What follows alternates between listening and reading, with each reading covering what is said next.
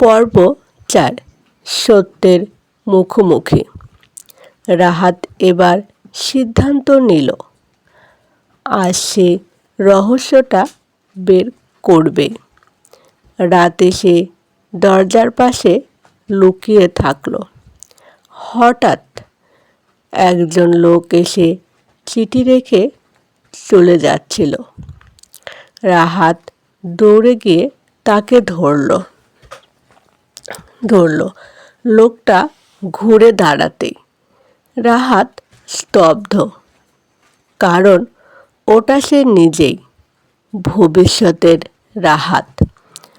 ভবিষ্যতের রাহাত বলল, আমি জানি তুমি কিভাবে ভেঙে পড়েছিলে, তাই আমি অতীতে ফিরে এসেছি তোমাকে বাঁচাতে।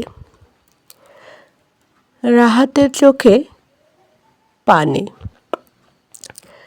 ভবিষ্যতের রাহাত হঠাৎ অদৃশ্য হয়ে গেল, আর তার হাতে রইল শেষ চিঠি। এবার তোমার পালা, অন্য কারো জীবন বদলাও।